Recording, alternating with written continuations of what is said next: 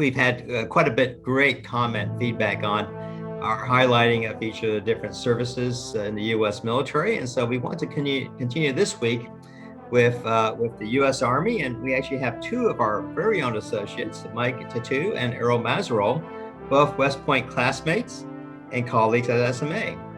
They're going to give us an overview of the current aspects of the U.S. Army and also their personal stories. And I love that background music. Thanks. Thanks for doing that.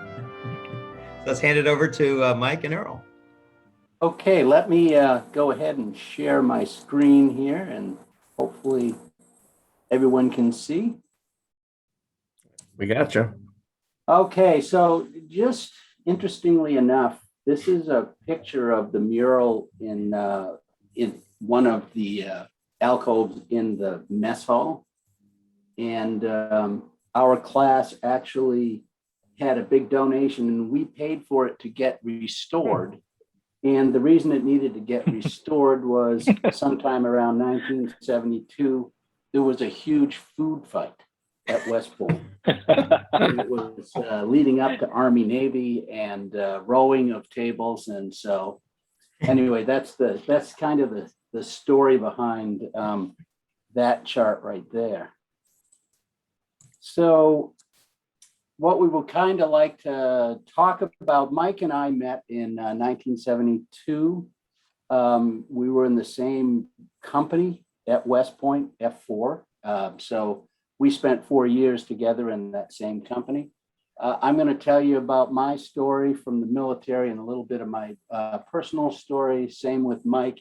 And then Mike's going to give an excellent presentation on the history, components, and challenges of the Army. And then I'll finish it up to talk about the material acquisition management, particularly as it impacted me throughout my career and in terms of program management. So for me, I actually attended West Point Prep School. So I actually had 5 years, and that was at Fort Belvoir, Virginia at the time. And I can honestly say that it really helped me a lot going into West Point. I wasn't as shocked as some of the other folks were when they first got there on that first eventful day. Throughout my time at West Point, one of the key things was junior year. When you do your junior year, you go out into the Army and kind of apprentice in the Army. For me, I ended up going to Fort Richardson, Alaska, and it was actually with an engineering platoon because they didn't have infantry. They didn't have any spots with the infantry up there. And so I actually lucked out because the engineering was a lot easier than what the infantry guys went through.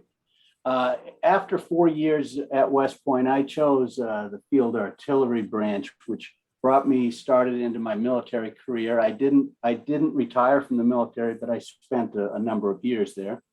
My first real assignment was at Fort Sill, Oklahoma, with Training Command Battalion.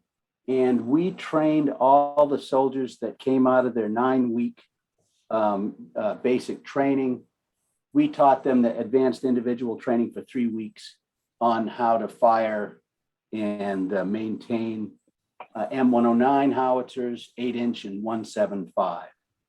So we fired I probably fired over 20,000 rounds at Fort Sill, training with these guys over the 2 or 3 years that I did that there. Once I left Fort Sill, after I went to the advanced course for artillery, I was assigned in the 2nd Armored Cavalry Regiment in Amberg, 3rd Squadron, 2nd ACR. I started out as the fire support officer and then ultimately became the battery commander for the howitzer battery. What's interesting about the Armored Cav is they are the only units in the United States Army that actually have artillery that are organic to the squadrons. So most of all the other artillery is at division level and maintained that way. After my time at the 2nd ACR, I went to Stuttgart for about 2 years where I was a staff officer in G3 for 7th Corps. I was responsible for managing the ammunition and the division scheduling of all the ranges and stuff. So it's my first introduction, I guess, big introduction into scheduling and managing, large efforts. And I followed up. My last command was at Headquarters Battery in Augsburg, Germany, as part of Corps Artillery there. The picture over there with the 2 howitzers was my unit, and that was a really good assignment. From there, when you're in the military, if you're in there beyond 5 years, usually you will get a secondary MOS, military occupational specialty. Mine was, you'd call it program management today, but it was really R&D back then. So I attended the short material acquisition management course at Fort Lee for 9 weeks as prepping me to go to Redstone Arsenal, where I was a program manager. Basically, there were just 2 military people there, the colonel and myself. I was a captain. And so I got a chance to manage a program from the government side of the equation. Following my time at Redstone Arsenal, I got out and then I went to work for Boeing. I got my foot in the door at Boeing working air-launched cruise missile on the military side, but I only did that for a couple of years so I could get I finally got to become a planner and program manager up in Everett on the commercial side, which was a heck of a lot closer to my house. So I didn't have as much travel. And after my 16 years there, I was recruited to come down and become the PP&C manager at Elbit Systems Fort Worth. Elbit Systems of America is an Israeli company, so some of you probably have worked with them or known them, and it was a really interesting, and I learned a lot in that job. And then I've been consulting for SMA for the past 13 years. And as you know, our gigs usually last, 6 weeks to 6 months. And so this one is the last one I've done. I've been at Parker for 10 years, so kind of broke the mold on that one. Personally, I've been married for 29 years to my wife, Linda. We have 1 son and a daughter and 2 grandkids biologically. My son's wife actually had 3 kids from a previous marriage. So we go from anywhere from 2 to 5 grandkids. And I have 2 sisters and a brother. How they tie into the military, my father, there on the far right picture there, he served as a medic in Hawaii in World War II.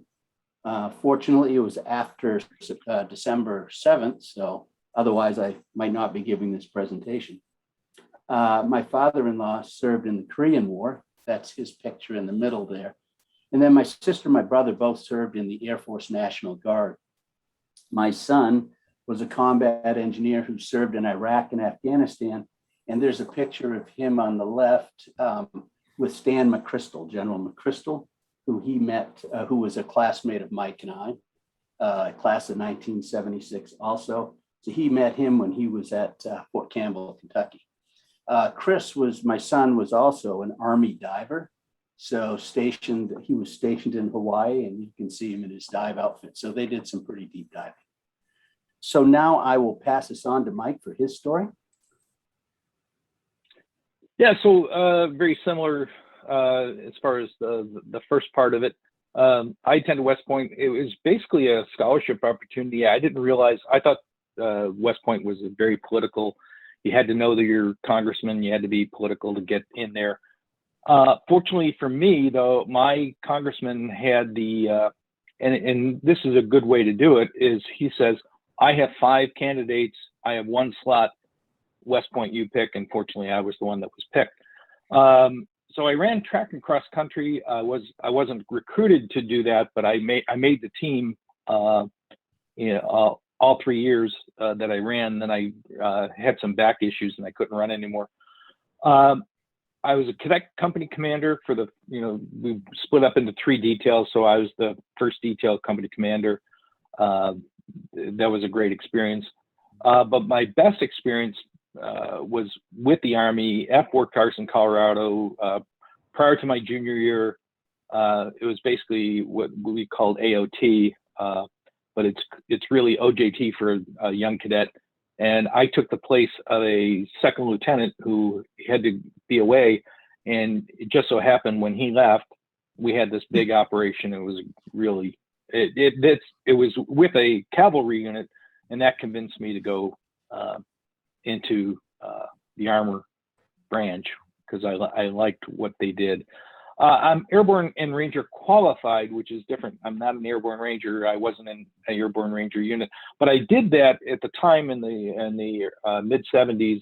I saw that the Army was moving towards this combined arms where you have infantry and armor working together. And I thought as an officer, it would be best if I were Airborne and Ranger qualified because I might be leading Airborne and Ranger soldiers under me in a leadership position. So I thought that was the best way to go. So I was an armor officer in Germany, went to Berlin, which was a great experience. That's a picture of me on the right with two of my really good friends. I'm still in touch with, in fact, the guy in the center is basically what I consider my pastor. He Ed Underwood, he works as a pastor out here in Southern California, and he actually gave the invocation and benediction at my wife's retirement ceremony. So made good friends in the military, lifelong friends. But going in, we went into East Berlin. That's why we were in our uniforms. You have to wear your formal uniform when you go across the border there. And we went through Checkpoint Charlie, which is where we're standing there. I then left Germany, came to Fort Polk. I was 2 years ahead of my wife, so she stayed in Germany. We were apart for 2 years, which was kind of rough, but and then she volunteered to go to Fort Polk, and the people in Washington probably thought she was crazy. No one asked for Fort Polk. It's in Louisiana, and believe me, my son also got stationed there, but that's another story. So I left the military and went into my civilian career. Started as a project engineer at Hughes Aircraft and moved up into the PM positions. So I started at Hughes Aircraft and left there and went into some commercial firms, working in-seat videos, and I worked for Honda of North America and a couple other manufacturing firms. Then I went into consulting, and I basically I was trained at Hughes Aircraft how to do this workflow, lean type of events. So I was trained to be a facilitator for that, and then I turned that into a consulting gig. I worked for PricewaterhouseCoopers before they disbanded their consulting part. And then I worked for a number of smaller boutique firms that did this type of, they would go into, say, a hospital or a company and try to lean out their processes. And that led me to, as 9/11 hit, a friend of mine who still worked at Raytheon, it was now Raytheon, Hughes Aircraft was bought by GM and then turned into Raytheon, or bought up by Raytheon. And he asked me, he said, could you come back? I know you like this consulting. And I said, sure, I'd come back. So I came back and worked another 6 years at Raytheon. And then there was a major job up at ATK. They had a new missile system that they actually won over Raytheon. And they happened to be an SMA client. So my very first email that I look at, a long list of names of people that I was going to go into a meeting with, and there was Earl Mazerolle. And fortunately for all of us, there's only one Earl Mazerolle in the world. So we, so almost 40 years later, we met up again. Next slide. Okay, so as I mentioned, I met my wife. She was UCLA ROTC in Germany. We had 3 sons, and 2 of them ended up going to the military. One's in the Army. He's serving. He was airborne, stationed over in Vicenza, Italy, And then he is now a drill sergeant in Fort Jackson, South Carolina. And then my son, he enlisted in the Navy, and he wanted to try these lower jobs out, and he became a deckhand, which is kind of the lowest of the low. But he parlayed that into becoming a cyber warfare expert, signals intelligence type of thing. And he now works at the NSA. He's still in the Navy, but he works at the NSA doing things that I probably can't ask him about. But he's a really bright guy, but he wanted to see, he didn't want to pick something blindly and sign up for it. So he went in, and this is rarely done. And in fact, one of the officers that gave him an award said, I did that. I went in, it's called unrated. You basically let the Navy pick, but you get to do different jobs, and you get to see what they're like and what you might like. And he did that for a year, and then his specialty was the cryptology type of thing. So he parlayed that into something that he's probably going to do for the rest of his life. He's going to get out of the Navy and then work for the NSA next year. So I'm not really from a military family, but it just turned out that way. My cousin went to the Coast Guard Academy, and his mom talked to my mom and said, hey, look into this academy thing. It's a great deal. So I went to West Point, and then a whole slew of my cousins and my sister, she enlisted in the Coast Guard, went to OCS, and she served up until I think 2011. She was Rear Admiral in the Coast Guard, and her husband was a Coast Guard Academy graduate. He served 20 years and then went to work at FEMA. And then my brother enlisted after I went to West Point, and then he became a physical therapist. He started out enlisted, and then they sent him to get a master's degree. And once he's a master's degree, he became an officer. And he retired after 20 years, and then he worked as a physical therapist in the Virginia area for the rest of his career. And then both my father and my wife's father, they briefly served in the Army, but didn't make a career of it. So we really don't come from a military family, but it just ended up that we are somewhat of a military family. Okay, next slide. Oh, my wife's grandfather did serve in World War I. So I can't do this. In fact, when Earl and I ran through this, I ran way over. So I'm really just gonna touch on some high points. You can go to that link that I have there, and I guess we'll share this pitch and see what the exact Army timeline is. But I just wanted to I divide up into 5 sections. These are mine. These are no one else. This is not official or anything, but this is the way I look at it, because the Army structure changed after each one of these little, like for example, when we started out, we formed the Continental Army in 14 June, which is recognized as Army's birthday, in 1775, just prior to the war. Now, we had the Revolutionary War, the War of 1812, and there's some unique characteristics that I'll talk about that. But then the next phase, if you will, was, so basically there was 2 wars to separate ourselves from England.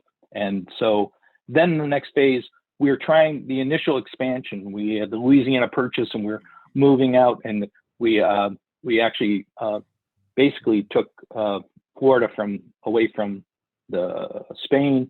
And then we had a war with Mexico to secure Texas. And then, and all that led up, and the war with Mexico is significant in that it gave a lot of officers experience, and they became the generals and senior leaders for the Civil War. And so that's another theme that comes out. Some wars prepare leaders for the next war. So the young leaders in the war with Mexico became the colonels and captains, or colonels and generals in the Civil War. So the Civil War obviously was the turning point, and then we went after the Civil War, and there's a whole history of that. We went in and we further expand westward expansion out over the plains and into Colorado and Wyoming, all those territories, and then at the end of the century we had the Spanish-American War, and that was kind of our first foray into a war outside our border. And so we went from the small Continental Army, very small size, and now we're moving into the world arena. And so we saw at the turn of the century that we needed to do things differently. We can't do it, calling up state militias to do this, because the fights are getting bigger, they're farther away. We have to prepare for them more. And so then this period of the world wars, and then Korea, Vietnam, I consider as one area, and we had a certain structure for that. And then in the 21st century, we have some unique challenges, and we also have the longest combat operations in our history. That was, basically 13 years, but I consider it even more than that, because it did extend even to today, that we still have operations going on there. They're not combat operations, but we are still there. And so, and you got to think about that when you look at all these, the World War, we're only involved 4 years in World War II. We're only involved 1 year, basically, in World War I. So America, we were in Vietnam longer than we were in World War I or II. And then you go into Iraq and Afghanistan, and you're there, 14 years plus of fighting. So next slide. So the reason I logically, and this is mine, you won't find this in a textbook, this is the way I did it, because that's the way I saw when I went through the timeline. I said, yeah, this is how we came to where we are today. So yeah, the Continental Army was mainly militia. Our founding fathers were dead set against having a large standing army, because they saw the problems that it made the government too powerful. You could control the people and all that. So until Madison, though, in the War of 1812, he realized you can't do major operations with a small standing army and calling up militia, and they get overrun. In fact, there's a famous battle that's real near my hometown. It's across the border in Canada, the Battle of Chippewa. And Winfield Scott, who was, in my estimation, one of the great early leaders of military leaders, he drilled and drilled and drilled his people, and he wanted them to all look the same. So he went to a textile guy and said, I need jackets. I need jackets for my troops, because normally the militia would show up in pitchforks, and one would have a brown jacket, the other guy would have a blue jacket, and you couldn't tell, there was no rank or anything on it. So he went out and he says, give me all the material I want to have. And they happened to be gray jackets. And those gray jackets turned into the gray military uniforms that you see at West Point, because they were the first unit that held up to the British in the War of 1812. We were getting losses out right and left, until that one time that they held, even though the British kept coming, they held and held and held. And the British colonel is remarked to have said, these are regulars, by God. In other words, they're not breaking. They're not, and the gray jackets help because they look like regulars. Anyway, this small little story, of the connection to West Point. So then in the initial expansion, they tried to form an army, and they called it the Legion of the U.S. Didn't last very long. The guy who invented that term quit, and they went back to regimental systems, and the regimental systems are still somewhat state aligned, even though they're a U.S. Army. They're still, everybody that went into one regiment probably came from the same area. Then you still had your local militias, and they were helping, fend off any, attacks by Native Americans or any, other, like, on the border of Mexico and so forth. So that regimental system, stayed throughout. And then in the Mexican War, when we started actually fighting, going into Mexico and going beyond our borders, we had to call up volunteers. So the 136 that you see, one militiaman in the military at the time, we had one militiaman, 3 regular Army, and then 6 volunteers. So it was mainly a volunteer force, and this kind of leads up to where we are now. We were primarily a volunteer Army now. in the Civil War, I won't. There's a whole thing you can talk about. I won't talk about the South, but basically the state regiments that existed, that were in effect the militia, they were federalized, by edict, and the states were called upon to form regiments so that they could prepare for this war, and then after that, so we became a very large Union Army, very large Confederate Army, but then all those regiments were disbanded after the war. So we fought a lot of. We're expanding into the West, so we still had regiments out there. We still had some militia out there, but mainly it was the cavalry regiments that were taking the fight to the Native Americans and protecting the settlers and so forth. But then at the turn of the century, we did have the Spanish-American War, and that, like I said, we're finally going outside our realm and even overseas in Philippines and so on and so forth.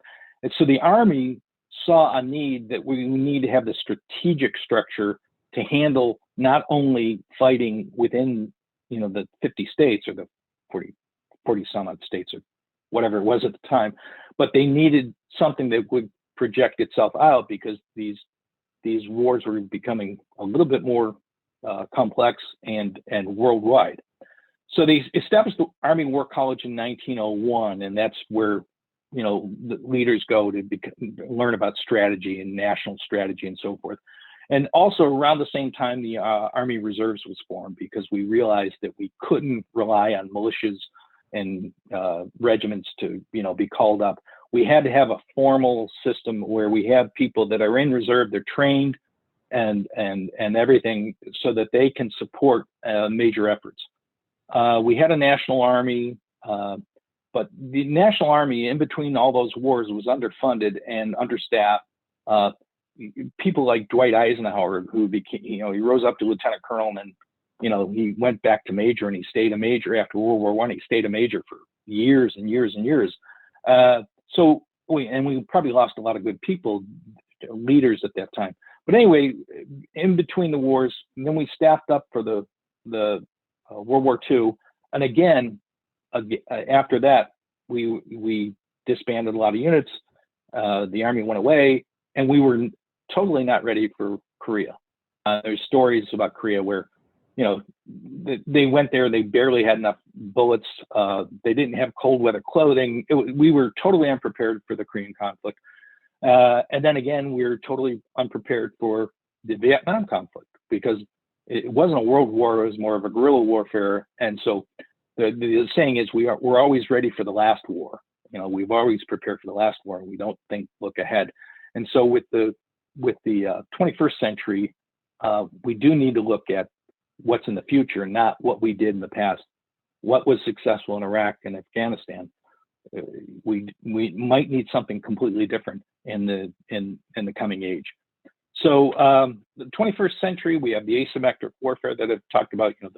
Basically, going into small towns and all that, and then you have people using cell phones to blow up equipment and so forth. And then we have the high use of drones, and then of course the cyber front is basically the frontier and the pointy end of the spear, as I call it. Okay, next slide. So this is how we are. This is where we are today. The active component is the largest segment. It's nearly 500,000 people, and it includes active duty, National Guard, and reserves. They form the nucleus of the people that they stay at the station when the reserve and National Guard, they're back at their regular jobs. They're the ones manning the phones and making sure the orders keep coming in, and all the schedules and all that are done, because basically it's a small cadre, small party, and they're always there at the reserve unit. And then reserve units are, all over the states. In fact, when my wife was deployed to Iraq, she had elements in her organization, even though they're based in Arizona. They had elements from 42 states that they had to get, because they didn't have enough people in Arizona and California and surrounding areas to man so when they went to war, to get to 100%, They had to find people with the right skills and so forth through their logistics unit, and they found them all over the country. So she had, basically soldiers serving in her unit that were 42 different states. And that's how we are now. Army National Guard, they are actually, basically the militia. It's called the National Guard, but they work for the state.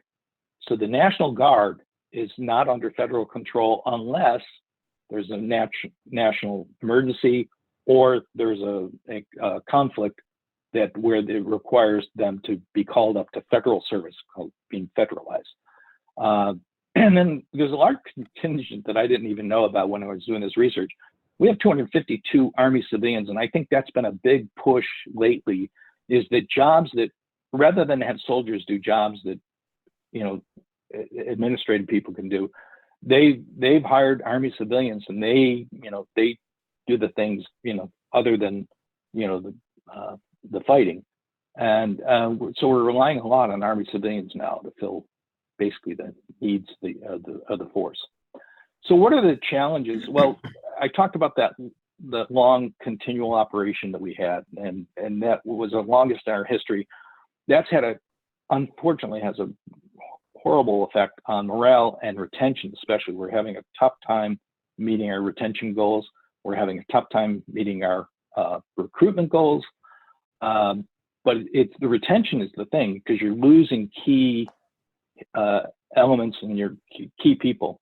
And the other thing that's happening and is really sad is that we have a very high suicide rate in the military at this point. And a lot of it is due to the fact that, there's PTSD elements. There's elements like for the reserves, you go and you have your job, you go to Iraq, and then you come back and you don't have your job anymore. And there's a lot of financial pressure to put that on top of the pressure that they had, serving in combat, and then they come back and, they can't find a job. The morale's horrible, and we have a high suicide rate among our soldiers, which is really a national tragedy that we need to address and find solutions for. The other challenge going forward, I think, is going to be the technology changes. They're really difficult for the reserves, as they do two weeks a year minimum, and then they do 1 weekend a month. And if you have this new technology that's coming on board, it's really difficult for them to assimilate and learn that and become proficient in it. And so that's a technical change that is causing us, giving us great challenges. Yeah.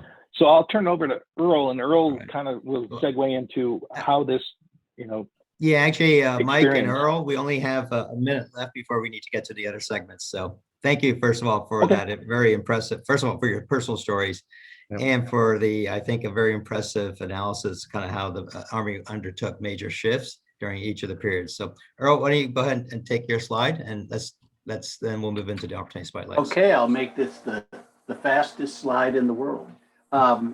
As Mike pointed out, how the military and the DoD procured stuff back in the 60s, they realized they did terrible at that. And I think a lot of people would argue that they still do terrible at that.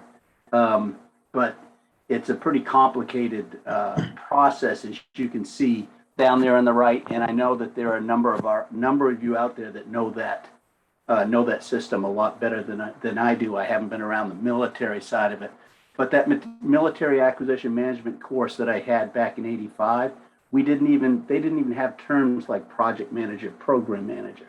So it has evolved into something that's quite elaborate, and you can see where Mike and I are working with Parker Aerospace.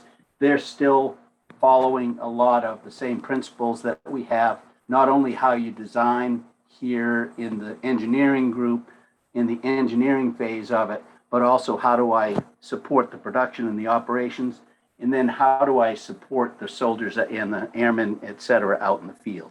So I'm just going to leave it at that. But the material acquisition for the military as it's going through all of these changes is pretty amazing. that we're able to even get anything done.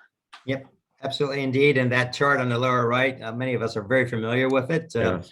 Some of us actually have had a hand in creating that Mhm. and when serving the DoD directly, and it continues to get more complicated instead of simplified. So thank you for sharing that, and both to you, Earl and Mike, for your incredible service and for a fascinating set of stories. And I love that explanation in terms of how the Army really shifted, and it will probably still undergo some future shifts. So thank you so much.